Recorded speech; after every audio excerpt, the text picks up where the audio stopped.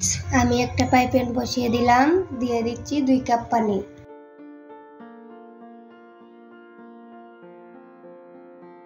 দিচ্ছি একটু লবণ,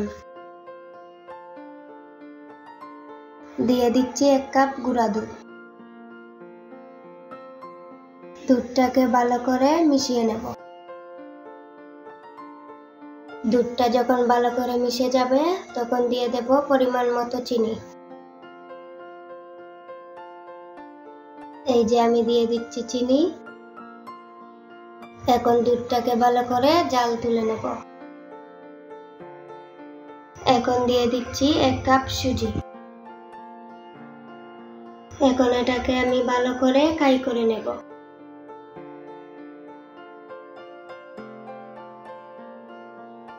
দেখুন অনেকটা হয়ে গিয়েছে, আমি আরেকটু ভেজে নেব।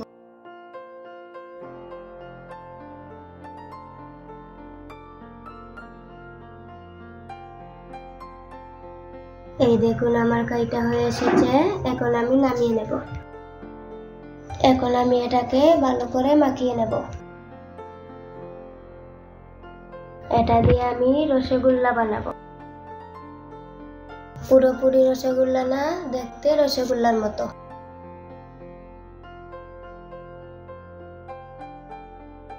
এই যে এভাবে।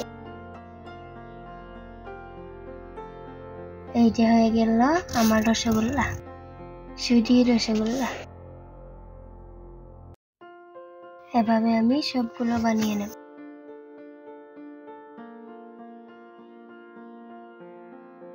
এই যে আমি বানিয়ে নিলাম, দেখুন কেমন হয়েছে। এখন আমি এগুলোকে চিনি শিরায় দেব।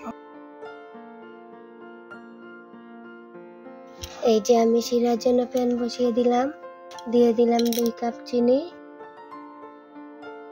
পানি দেব 3 কাপ।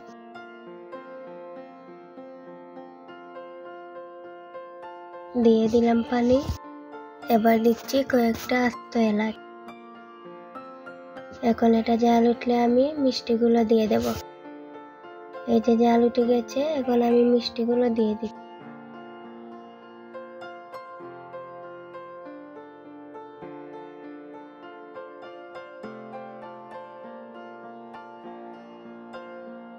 এবার আমি রেখে দেব 10 মিনিটের জন্য।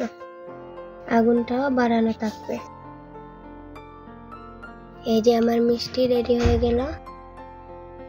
এবার নামিয়ে আমি গুঁড়ো দুধ দিয়ে পরিবেশন করব। এই যে এভাবে। কেমন হয়েছে আমার মিষ্টিগুলো কমেন্টে জানাবেন। আমি একটা কেটে দেখাচ্ছি আপনাদেরকে।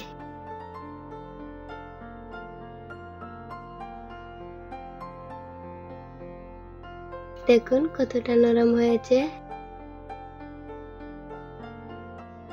খাবেন? ভালো থাকবেন সবাই।